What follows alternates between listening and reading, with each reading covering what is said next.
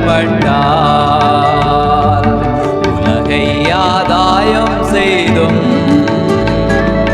ஜீவனோ நஷ்டப்பட்டால்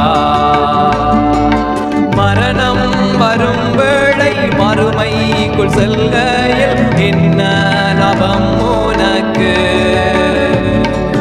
மரணம் வரும் வேளை மறுமைக்குள் செல்கையில் என்ன லாபம் உனக்கு? என்ன லாபம் உனக்கு? என்னண்டை வந்திடாயோ, பின்பற்றி வந்திடாயோ,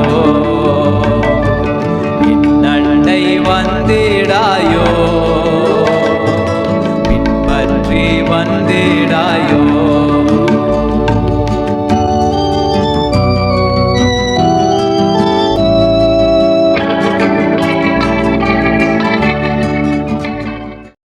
கர்த்தருக்குள் அன்பானவர்களே, அனுதினமும் கிறிஸ்துவுடன் தியான வேளைக்கு உங்களை அன்புடன் அழைக்கிறோம்.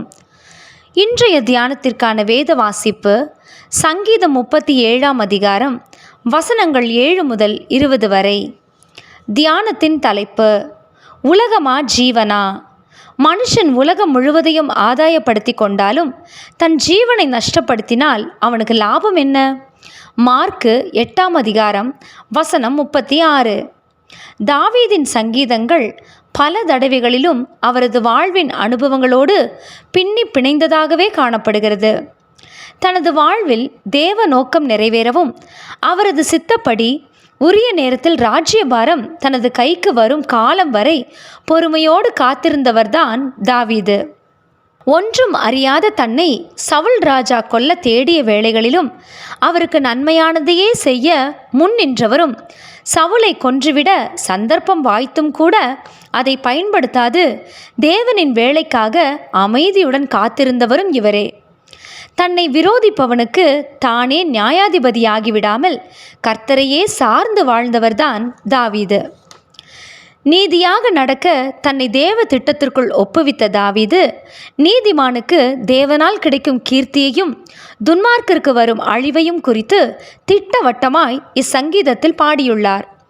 வசனம் 7இல் தீவினைகளை செய்யும் மனிதன் மேல் நீ எரிச்சல் கொள்ளாதே, கர்த்தருக்கு காத்திரு என்றும், வசனம் 16இல் துன்மார்க்கமான வழியிலே சேர்த்து வைத்திருக்கும் அநேகம் செல்வத்தை பார்க்கிலும் நீதியான வழியில் சம்பாதிக்கும் கொஞ்சம் நல்லது என்றும், வசனம் 17இல் நீதிமான்களை தாங்குகிறவர் கர்த்தர் என்றும், வசனம் 18 முதல் 19 வரை நீதிமான்களின் நாட்களை கர்த்தர் அறிந்திருக்கிறார் என்றும், அவர்கள் பஞ்ச காலத்திலும் திருப்தி அடைவார்கள் என்றும், துன்மார்க்கரோ புகையைப் போல அழிந்து போவார்கள் என்றும் குறிப்பிடுகிறார்.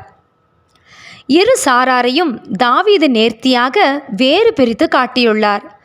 ஒருவர் உலகத்தை நாடுகிறார், மற்றவர் தன் வாழ்வை ஆதாயப்படுத்தும்படி கர்த்தரை சார்ந்து நிற்கிறார்.